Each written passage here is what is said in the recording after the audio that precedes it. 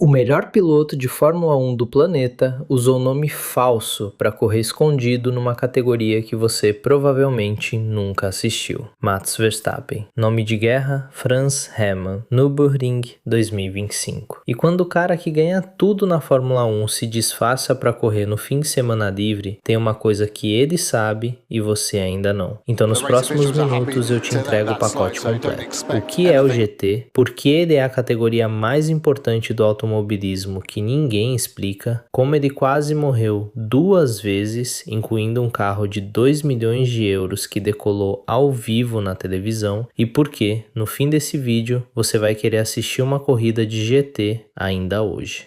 De graça. Começa agora. Regra de ouro do GT. A única que você precisa decorar. O carro de corrida nasce de um carro de rua. Um Porsche 911, uma Ferrari 296, um BMW M4. O mesmo carro da concessionária. Aí arranca o banco de couro, solda uma gaiola de aço, cola uma asa, calça pneu slick e você tem uma máquina de 550 cavalos pronta para a guerra. Compara com o resto. Fórmula 1 e protótipo de Le Mans são naves construídas do zero, que só existem na pista. O GT é o carro que existe de verdade, na rua, na garagem de alguém. E é isso que muda o jogo para você como espectador. Você não torce por uma nave alienígena. Você torce pelo primo de corrida do carro que passou por você no semáforo hoje de manhã. Guarda essa ideia. Nasce de um carro de rua. Porque ela é as duas coisas ao mesmo tempo. O motivo de o GT ser fascinante de assistir e o motivo de ele quase ter sido destruído 2 vezes. E antes de você achar que GT é só entretenimento, deixa eu te mostrar por que essa categoria é séria. Aquela regra, carro de corrida nascido de carro de rua, cria uma ponte de mão dupla que quase nenhuma outra categoria tem. O que a montadora aprende sofrendo 24 horas na pista, ela devolve para o carro que ela te vende. Freio que não superaquece descendo a serra, pneu que segura na chuva, refrigeração, aerodinâmica, durabilidade de motor. Muita tecnologia que hoje é banal no carro de rua foi forjada num carro de GT sendo torturado em Le Mans. A Fórmula 1 é um laboratório fechado. A tecnologia dela raramente chega no seu carro. O GT é o oposto. É o campo de provas dos carros que as pessoas de verdade dirigem. É por isso que toda grande montadora esportiva está no GT hoje. E quando eu te disser quantas, você vai entender o tamanho disso. Mas primeiro, os monstros. Anos 90. Campeonato BPR. No começo, um clube de milionários correndo com Ferrari F40 e Porsche 911 próprios. Aí, em 1995, o impensável, McLaren F1, um carro de rua adaptado, vence as 24 horas de Le Mans na geral, na chuva, batendo os protótipos construídos para aquilo. O mundo do automobilismo inteiro olhou e viu dinheiro na mesa. Foi quando Porsche e Mercedes acharam a brecha. A regra exigia vender 25 unidades de rua do carro para ele poder correr, mas não dizia em qual ordem isso tinha que acontecer. Então, elas inverteram tudo. Em vez de transformar um carro de rua em carro de corrida, construíram protótipos puro sangue de pista e depois fabricaram 25 versões de rua deles com plata e ar-condicionado só para cumprir a papelada. Os números dessa loucura. O Porsche 911 GT1 era, por baixo da carroceria, um protótipo de Le Mans com 2 faróis de 911 colados na frente. O Mercedes CLK GTR foi projetado em 128 dias, V12 central, mais de 600 cavalos, e cada unidade de rua saía por quase 2 milhões de euros. O carro de produção mais caro do mundo na época, está registrado no Guinness. E na pista virou atropelo, 17 vitórias em 22 corridas. Em 1998, a Mercedes venceu 10 de 10. E aqui está a primeira grande lição desse vídeo, que vale para ver a toda. Dominação mata o espetáculo. Para 1999, ninguém mais quis se inscrever. Ninguém gasta milhões para ser figurante da Mercedes. A categoria GT1 morreu sem um único rival na pista, assassinada pelo próprio campeão. E a Mercedes, sem ninguém para vencer, apontou tudo para a Le Mans de 1999 com um carro novo, o CLR. que tinha um problema pequeno. Ele voava, literalmente. Treino classificatório. O CLR de Mark Webber pega uma ondulação da pista a mais de 300 por hora e o bico sobe. O carro vira avião e capota no ar. A equipe reconstrói. Manhã da corrida, no warm-up, mesmo piloto, e o carro decola de novo. 2 voos em 2 dias. Qualquer equipe sã iria para casa. A Mercedes correu mesmo assim. Poucas horas de prova, ao vivo para o mundo inteiro, e o CLR de Peter Dumbreck cola no vácuo de outro carro, atinge a mesma ondulação e o bico sobe pela 3ª vez. O carro gira no ar, passa por cima da barreira de proteção e some no meio das árvores. Dumbreck sobreviveu por milagre. A Mercedes recolheu o carro que restava naquela mesma noite e abandonou o Endurance por mais de uma década. Faz o balanço. Em 5 anos, o GT de Elite foi de clube de cavalheiros a máquinas de 2 milhões de euros voando para fora da pista. Caro demais, perigoso demais, insustentável. A categoria precisava renascer do zero. E renasceu, graças a uma ideia que todo mundo odiou no começo. Novembro de 2004. Um homem chamado Stephanie Hattel entra numa sala da FIA com um plano que ia salvar o GT. A recepção, nas palavras dele mesmo, desinteresse total. Porsche e Ferrari trabalharam contra, tinham medo de perder as próprias copas. O plano tinha 2 peças. A primeira, simples, parar de construir carro exótico, usar os carros esportivos que as marcas já vendiam, cortando o custo de participar para 1/3. A segunda peça é a que fez o purista passar mal, Balance of Performance, o BOP. Funciona assim, em 3 linhas. Um engenheiro da FIA equilibra cada carro no regulamento, coloca peso extra em quem anda demais, restringe a entrada de ar de quem tem motor demais, limita a asa de quem gruda demais no chão. Resultado? Um V12 aspirado, um V8 biturbo, 6 cilindros de motor central, carros completamente diferentes andando na mesma janela de ritmo. E o purista reclama, mas corrida é para ver quem constrói o carro mais rápido. É mesmo? O GT1 foi exatamente isso, e morreu vazio. Agora olha o que o BOP construiu. Primeira corrida da nova categoria, o GT3, em Silverstone 2006. Mais de 40 carros no grid.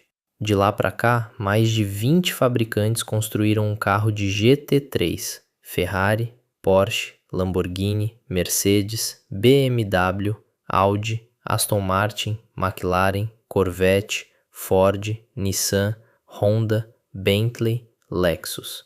O campeonato alemão DTM aposentou os próprios protótipos e virou o GT3 em 2021.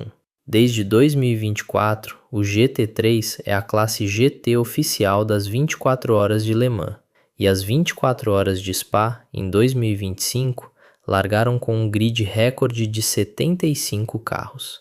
A Fórmula 1 tem 20. E se você nunca assistiu, deixa eu te ensinar a enxergar uma corrida de GT em 1 minuto, porque depois disso não tem mais volta. O coração da categoria é o Endurance. Provas de 6, 12, 24 horas, com 2 ou 3 pilotos revezando o mesmo carro. Não é só velocidade, é estratégia. Quando parar para o pit stop, quando trocar pneu, quando abastecer, como economizar o carro de madrugada e atacar no fim.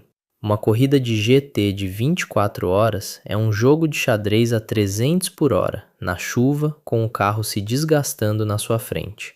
E tem outra camada que deixa tudo mais louco. Várias classes de carro correndo na mesma pista, ao mesmo tempo. Os GT3 dividem o asfalto com carros mais rápidos e mais lentos. Então o piloto não está só correndo, ele está costurando o trânsito a 250 por hora, ultrapassando gente o tempo todo. E é numa dessas corridas que acontece a coisa mais maluca do GT, a que explica por que o Verstappen conseguiu entrar disfarçado. Presta atenção nessa. Todo piloto do planeta recebe um selo oficial da FIA de acordo com o nível dele. Bronze para o amador, subindo por prata, ouro até platina para o profissional de elite. E aqui está a genialidade. As classes do GT são desenhadas para obrigar duplas mistas, ou seja, Um amador bronze, que pode ser um empresário, um médico, um dono de concessionária, divide o mesmo carro com um profissional platina de fábrica. O amador ajuda a financiar a equipe, o profissional entrega a velocidade, e os dois revezam o mesmo volante na mesma corrida. Pensa no tamanho disso.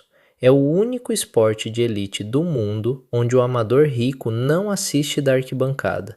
Ele compete na pista. É como se o maior campeonato de basquete do planeta obrigasse um contador a jogar 10 minutos por partida, ao lado do LeBron. E é exatamente essa porta que o Verstappen usou. O carro custa na faixa de €500 mil.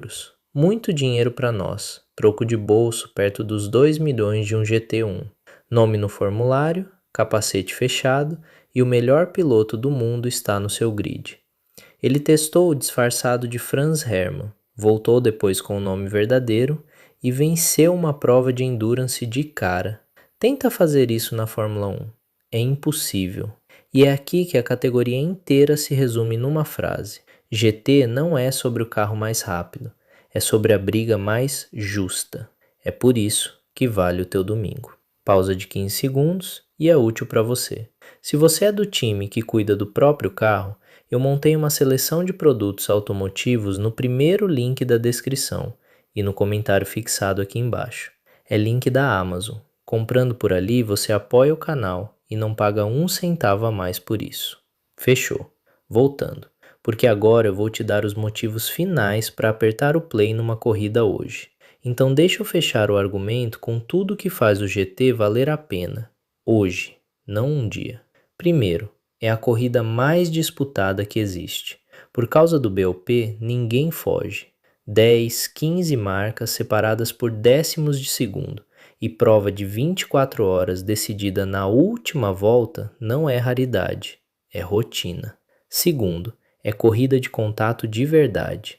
Para-choque, fibra voando, porta com porta. Na Fórmula 1, um toque quebra a asa e acaba tudo. No GT, raspar tinta é quase um cumprimento. Terceiro, e talvez o mais importante para você agora, é de graça. As maiores corridas de GT3 do mundo são transmitidas ao vivo, completas, no YouTube, no canal oficial da categoria. Sem assinatura, sem pay-per-view. O maior automobilismo que ninguém te contou está a um clique de distância, sem custar nada.